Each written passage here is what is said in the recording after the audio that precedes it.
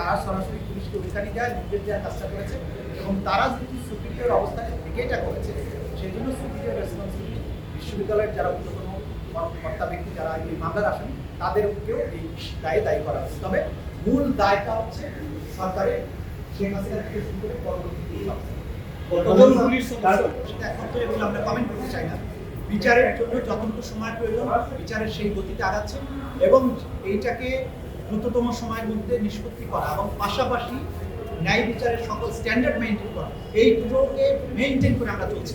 তাতে কয়েকদিন সময় লাগছে সেটা নিয়ে আমাদের অরিড হওয়ার কোনো কারণ নেই, কারণ বিচারকে ন্যায় বিচারের মাধ্যমে সমাপ্ত করতে হবে। সেজন্য আমি তাড়াহুড়ো করে মোবাইল কোর্টের মতো মামলা বিচার শেষ করা এখানে সম্ভব নয়। যতটুকু সময়ের দরকার সেটা নেওয়া হচ্ছে এবং আদালত বাকিটা নির্ভর করবে আদালতের উপর। আমাদের তদন্ত প্রক্রিয়া শেষ করা এবং প্রসিকিউশনের পক্ষ থেকে ফরমাল চার্জ দাখিল করা কাজটা আমরা সম্পন্ন করেছি। বাকি বিচার প্রক্রিয়া কতটা দ্রুত এগোবে এটা আদালত নির্ধারণ করবে। সুতরাং এই বিষয়ে আমরা কমেন্ট করতে চাই না।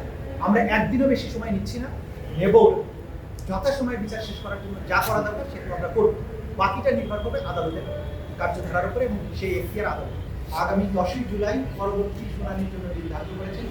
ওই দিন যে 4 জন আসামি গ্রেপ্তারকৃত আছেন তাদেরকে গ্রেপ্তার দেখানোপূর্বক তাদেরকে উপস্থিত করানোর জন্য জেলা কর্তৃপক্ষকে নির্দেশ দিয়েছেন এবং বাকি যে 26 জন আসামি আছে তাদেরকে গ্রেপ্তার করে ওই তারিখে হাজির করার জন্য আইন শৃঙ্খলা রক্ষাকারী বাহিনীকে নির্দেশ দিয়েছেন।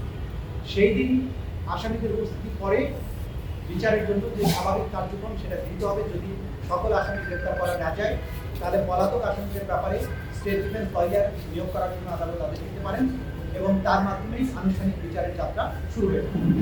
যেহেতু একটা আইকনিক ঘটনার বিচারের তদন্ত আমরা শেষ করতে পেরেছি, আমাদের তদন্ত সংস্থা শেষ করতে পেরেছি, আমরা আনুষ্ঠানিক অভিযোগ দাখিলের মাধ্যমে এই আনুষ্ঠানিক বিচারের যাত্রা শুরু করতে পেরেছি।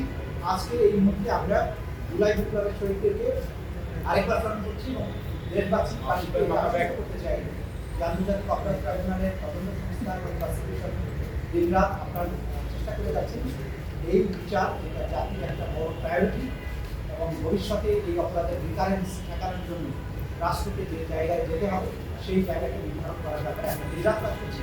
ইনশাআল্লাহ ক্রমান্বয়ে সবগুলো মামলার তদন্ত রিপোর্ট পাওয়া যাবে এবং বিচার প্রক্রিয়া তার নির্দিষ্ট গতিতে এগিয়ে যাবে এবং বাংলাদেশে ন্যায় বিচার আমরা বিডিএর সামনে কার কতটুকু দায় সেটাকে উল্লেখ করতে চাই না, কারণ এগুলো সব ট্রায়ালে প্রমাণ করতে হবে। সুতরাং এই যে ট্রায়ালের নিজস্ব বিষয়গুলো আমরা বিডিএর সামনে উল্লেখ করাটা উদ্বোধন সংগঠিত হয়েছে। মূল দায়টা হচ্ছে আইন শৃঙ্খলা রক্ষাকারী এবং সেখানে পুলিশের যারা ঊর্ধ্বতন কর্মকর্তারা ছিল আমরা কিন্তু খুব স্পষ্টভাবে দেখি শেখ হাসিনার নির্দেশ মিথাল উপর ব্যবহার করা, শেখ হাসিনার নির্দেশটা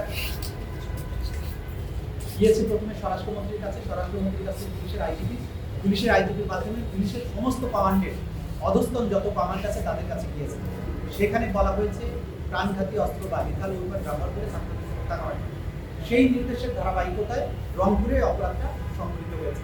সুতরাং সুপিরিয়র দায় হচ্ছে শেখ হাসিনা, আসাদুজ্জামান খান কামালের আইজিপি এবং তারপরে পুলিশের রংপুরের যারা ঊর্ধ্বতন কর্তা ছিলেন তাদের ব্যাপারে ঊর্ধ্বতন দায় এখানে এই মামলাতে পাওয়া গিয়েছে এবং তাদের ব্যাপারে চার্জশিট দাখিল করা হয়েছে এবং পাশাপাশি অক্সিলিয়ারি ফোর্স হিসেবে আওয়ামী লীগ, যুবলীগ এবং বিশ্ববিদ্যালয়ের ইসি সহ বিশ্ববিদ্যালয়ের প্রশাসন এবং ছাত্রদের আন্দোলন দমনের ব্যাপারে পুলিশকে কিন্তু সরাসরি নির্দেশনা দিয়েছে।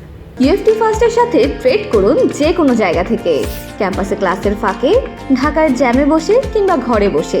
ট্রেডিং এখন হাতের মুঠোয়, তাই ট্রেড করুন যখন খুশি যেখানে খুশি।